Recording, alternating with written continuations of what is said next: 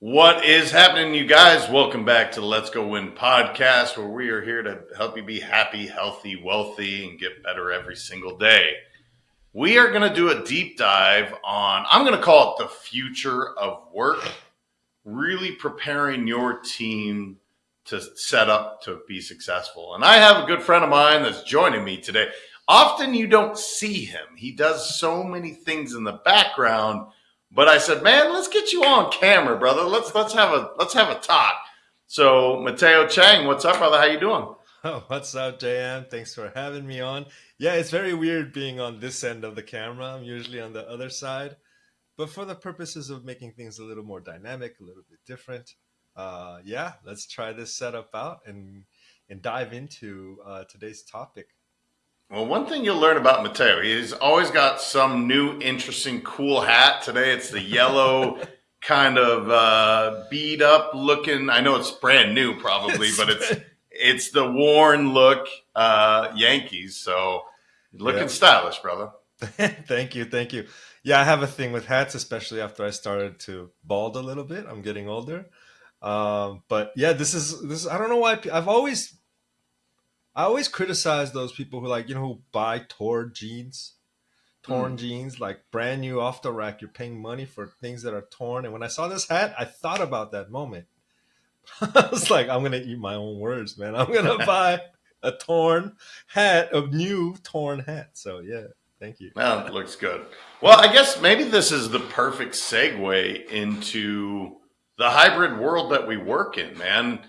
The days have gone by of suit and tie. And I think that's been quite a while, right? Where, if I go to Silicon Valley, if you wear even a sports coat, man, you stick out like a sore thumb.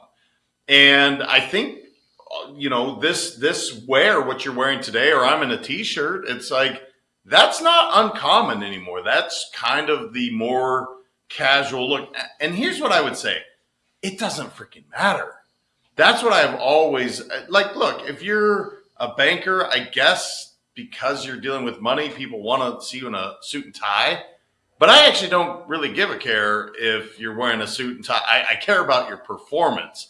So maybe I'll start it there, brother. When it comes to this hybrid world, this working from home world, one of the positive things that came from the pandemic is, look, man, often we're working from our homes, our bedrooms, working from not in the office. So I don't know. What are your thoughts on it, brother? You've obviously felt that. You're a part of that. Do you enjoy working from home, or do you miss going into the office? I don't miss it at all. Yes, I do enjoy working from home. It has its challenges. So interesting story. I had an agency, marketing agency, right? That's focused on brand building, and we were 34 strong, working at a total of about 17 clients. For about 5 years before the pandemic, I had closed the physical office space down, and I told my entire team, we're going to be collaborators now. We're all working from remotely. So we had been doing that for about 5 years before the COVID, the pandemic hit. Everyone was forced into their homes. We were ready for that, and many of the companies that I had been talking to, they were calling me frenetically. What do we do? And it wasn't really like media work. What kept us going through the pandemic was helping teams set up their remote systems and setups and operations, right? And it's true. Like if you take, for example, recently a McKinsey report suggested around 20 to 25% of workforces in even in advanced economies, they would be seeing that 20 to 25% increase from the work from home setup, 3 to 5 days a week without loss of productivity.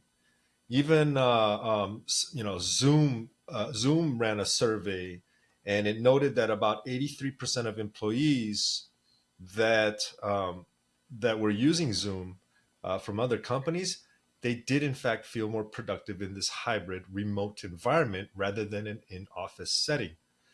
Now, from the agency side, you can absolutely see the benefits which are you don't have the cost of renting an office space out, having the cleanup crew. You have so many areas where you can save money on that. But therein lies the problem. How do you get your team to be as productive as possible at a work from home setup? I mean, especially I have two kids who run around. They enjoy busting in the room when I'm in the middle of a client meeting.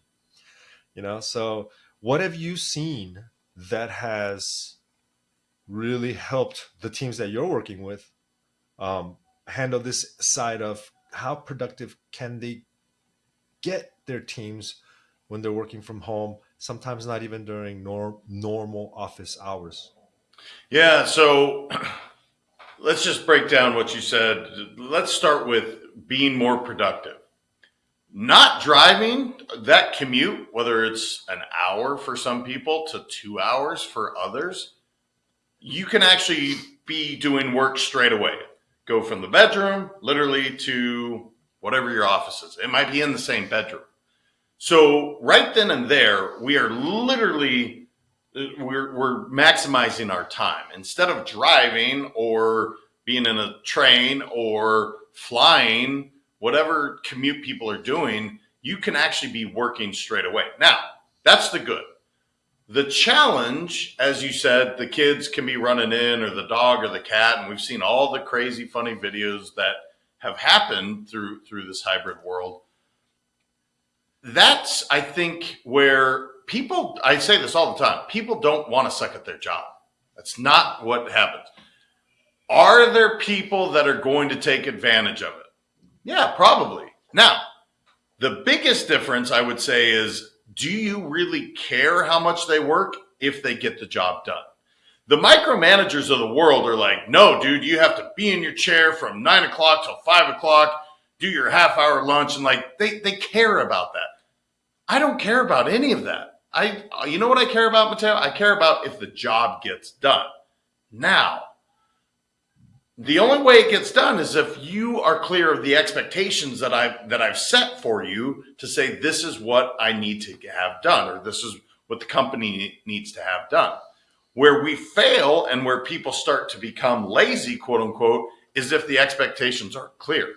So it does really hinge on leadership. The leaders of the company, if you're not clear on exactly what you expect to have done, by when, the timeline, you're going to end up being disappointed. So if you have employees that are sitting there watching Netflix, not getting stuff done, and they're missing their deadlines, I don't blame the employee for the most part.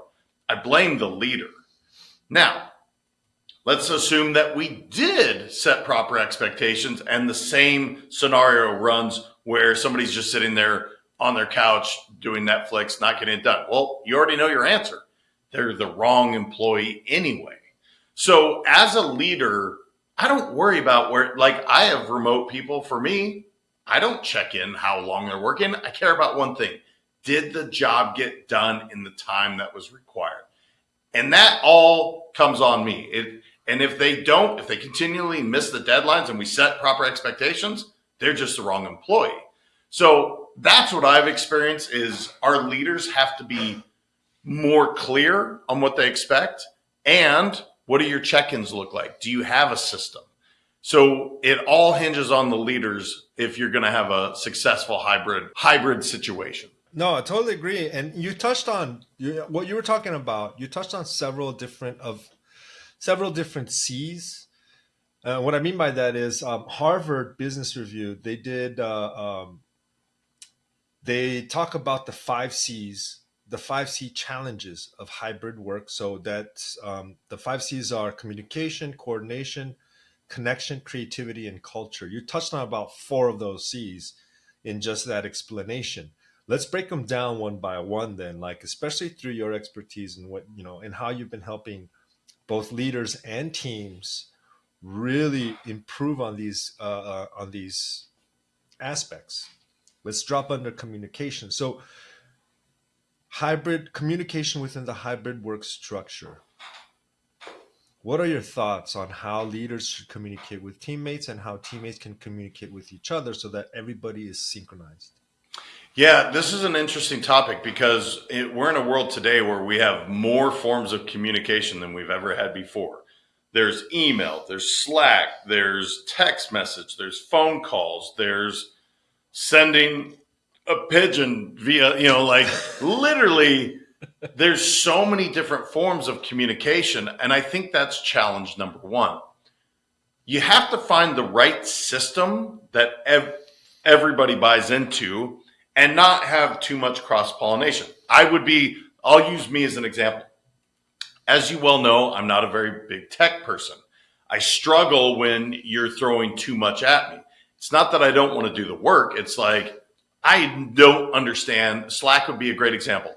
I love Slack for one reason. The conversation's always in there.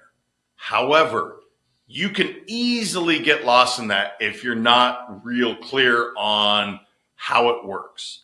So for me, what I've had to set up is with my teams, I'll talk about with the marketing side. Nisha, being my point person, really owns Slack communication with the marketing team. Now, she will take the really important stuff and send that to me via email so that I don't miss some deadline. And we had to figure that out because deadlines were being missed. And guess whose fault it was? It was my fault because I didn't fully understand Slack. So what I would say as the leaders is you need to figure out what that system looks like. The reason we have both email and Slack is to make sure that the communication is always there. It's not lost in an email, which can easily happen. And the point person that spends a lot of their time in there understands how to work it. But we had to really communicate through this to say, what's the pitfall? So what's our biggest challenge? What's our biggest opportunity? Two of my favorite questions. Once you figure that out, now you shouldn't have so many things falling through the cracks. But it's really getting clear on how are we going to communicate?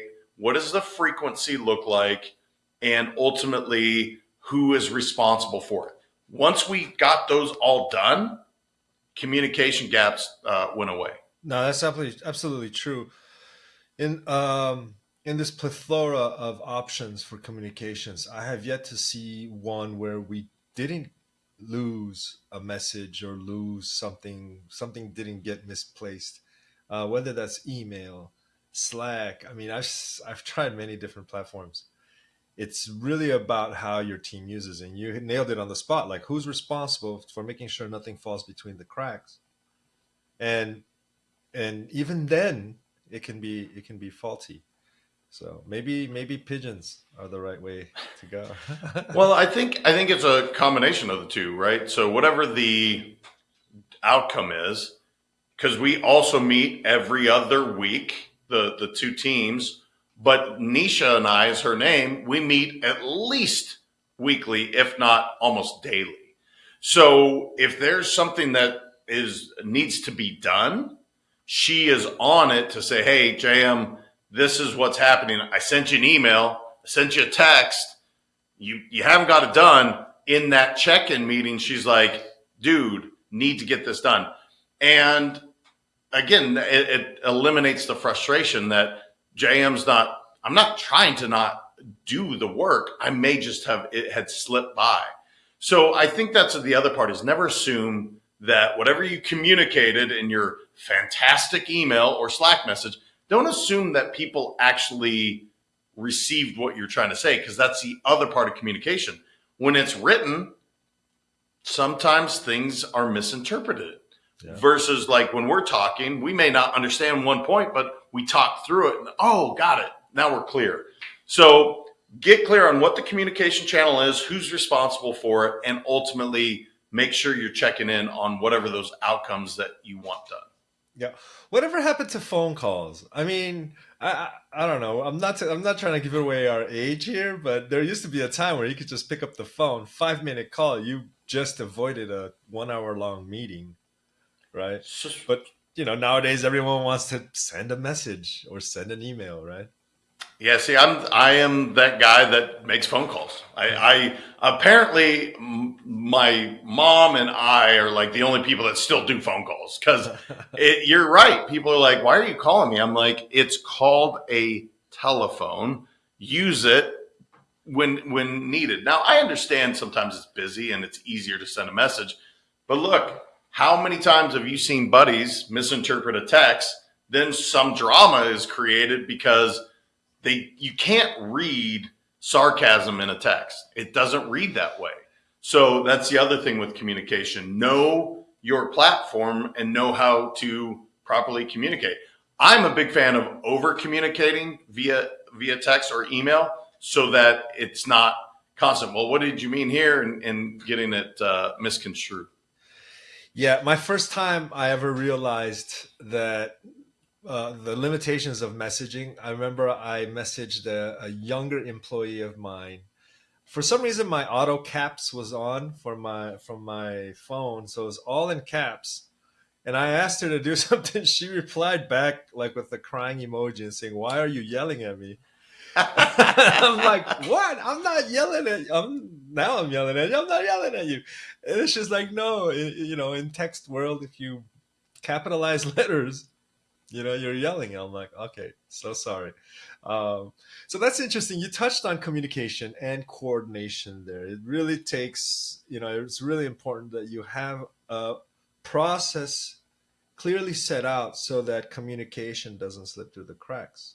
And that's interesting also, the dynamic of communication where it's not just written form, but you may lose a lot of context through the lack of intonation of a voice message, right? Like the sarcasm, you can feel the anger and you might interpret it incorrectly. How does that affect the third C that Harvard Business Review talks about, which is like connection? How important is it, and how do teams feel more connected in an ever remote world that we're going into? Yeah, so leaders, if you want to earn your true pay, this is where you have to thrive. Because look, we know we're energetic beings, right? And so when you're together, it's easier to connect. Not even close. You cannot argue it. So, for instance, Mateo and I have known each other, I don't know, going on 9 months or something like that. Yeah, 9 months. Now, our communication and connection came all through what we're doing now, through whether it's Riverside or Zoom or some form of a platform like this. But then you and I actually met, right, physically, and our relationship strengthened that much more, at least in my opinion, it did. Same. So, well, thank you. Yeah. So it is, I mean, look, you can argue till the cows come home. It's not even close. Connection is better or more effective person to person.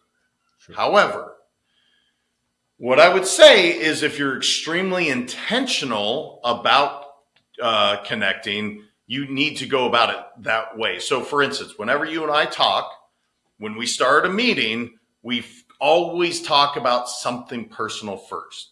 What's happening with your family? How is life? Like before we dive into whatever task we're going to do, we're buddies, man. So we sit there and we talk about what's happening. Maybe it's one of the work challenges. It might be home life challenge, whatever it is.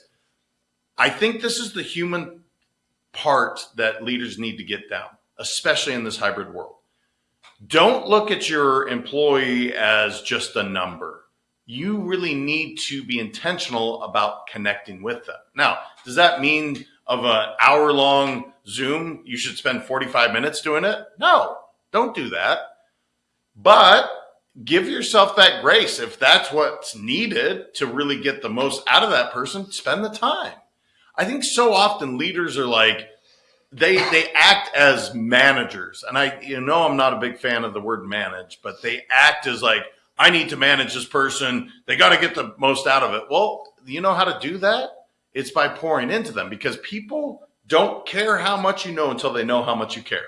Use that quote when you're thinking about connecting. Really find out more about them in this hybrid world. spend 5 minutes, spend 10 minutes, whatever it needs to be, so that they know they're not just a number, but there's someone that you care about genuinely. And that little bit goes a long way.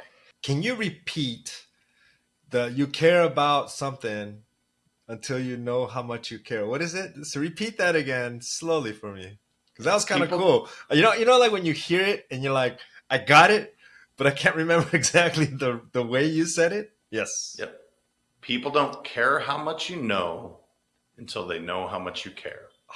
That's fire. This is when leaders can really move the needle. Often people they'll have a big name, or so they have that credibility. But the truth is, somebody on your team, unless you let them in, they're not going to follow you through a brick wall, right? They might do a good job for you, but they're not truly like an advocate. When you spend, like, I now know about your wife and your kids and your dreams, and I know about that stuff because I genuinely care about who you are as a person, and vice versa. You do that with me. That will get us, and this is why here I'm gonna. This is why more business gets done on a golf course than it does in a boardroom, because 4 hours being on a golf course, you're going to learn some stuff about this person that you're with.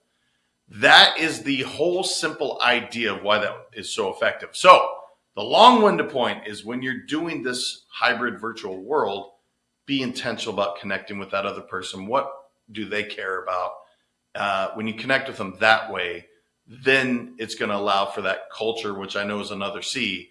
It's going to allow for that connection and that culture to be stronger for the company. True, true. It's funny though. It's kind of. I work with students and people from all over the world, and kind of segueing a little bit into culture.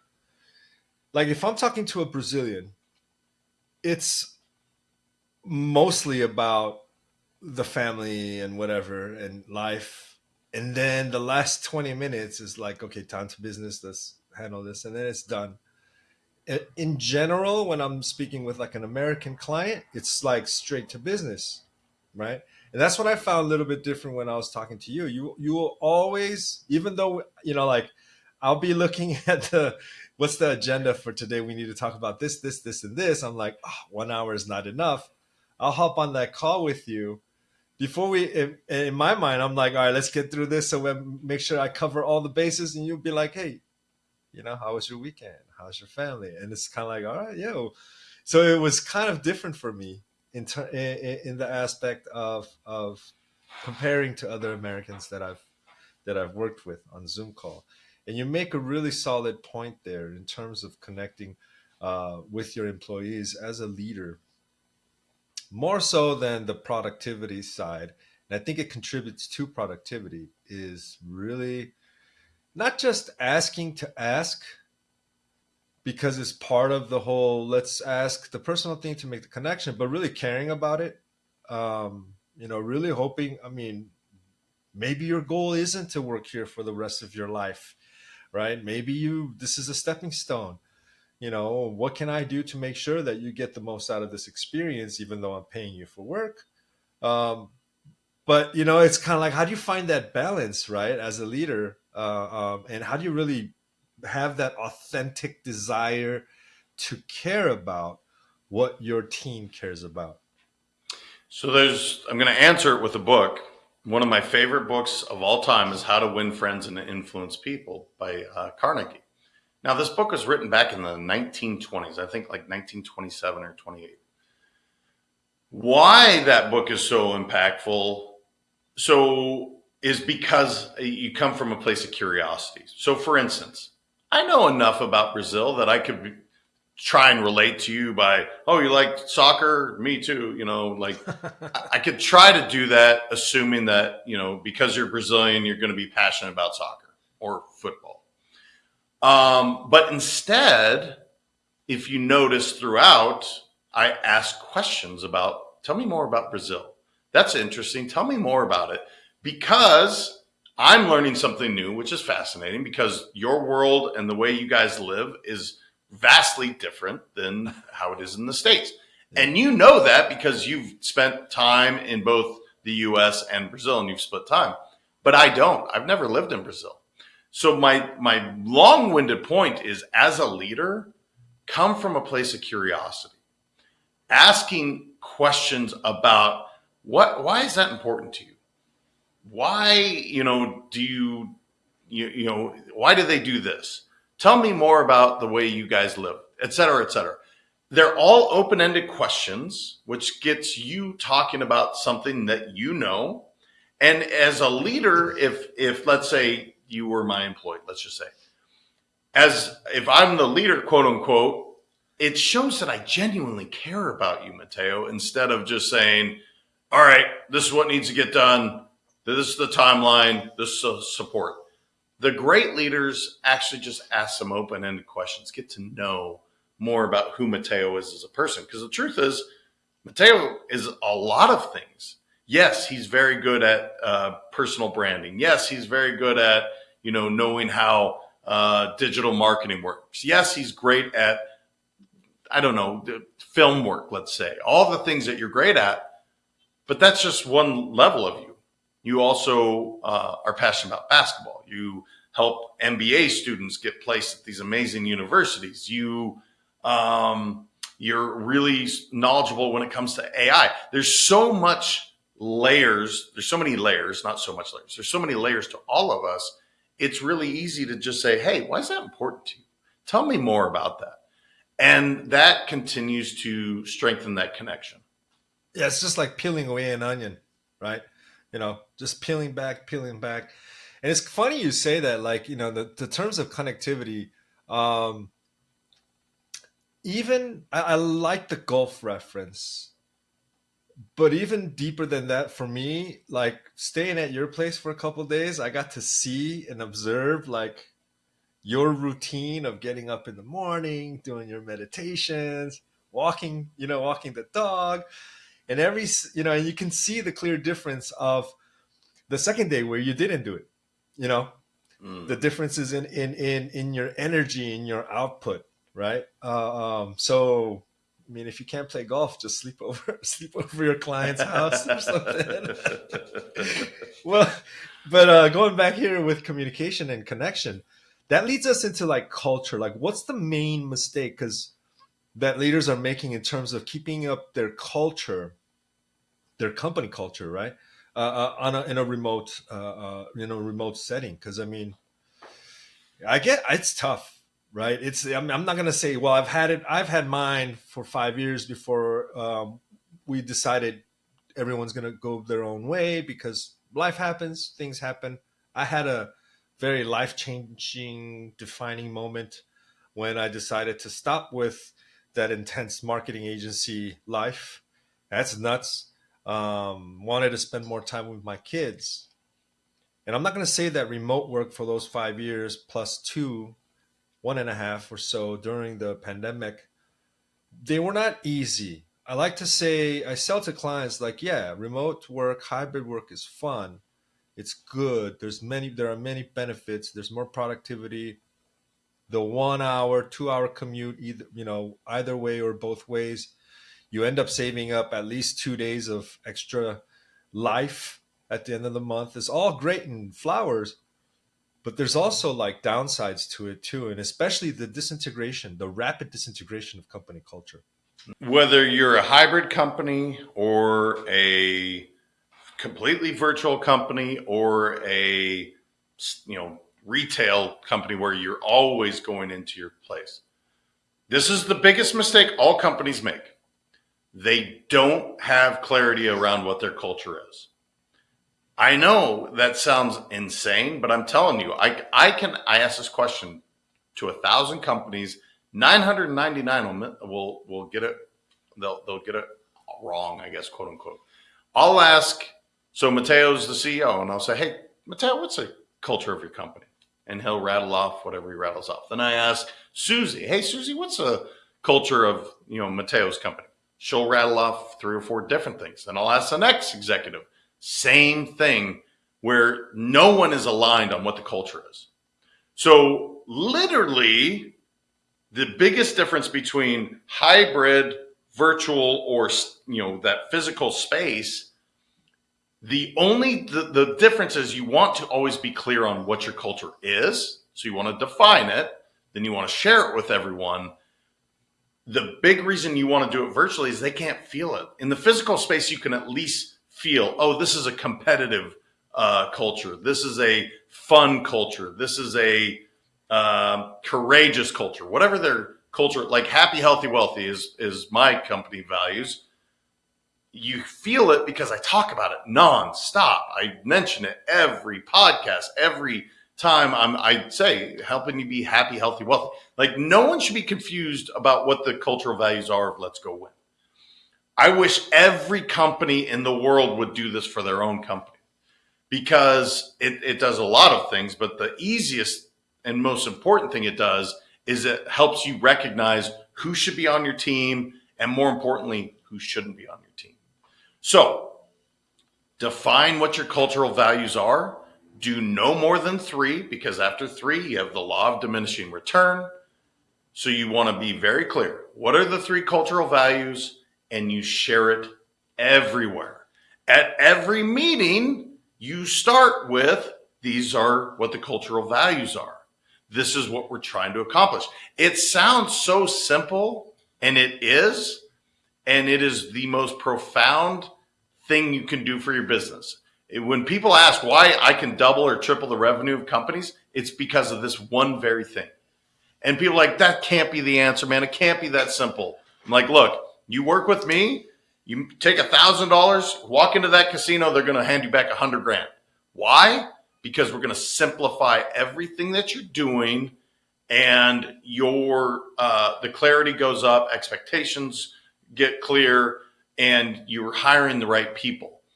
And it all started with the word culture. So I hope that makes sense. I can get on my soapbox when it comes to this because I'm passionate about it. But being very clear, what are your 3 cultural values? And everybody from the CEO to the brand new employee to everyone in between, everybody should know those 3 cultural values. Okay, cool.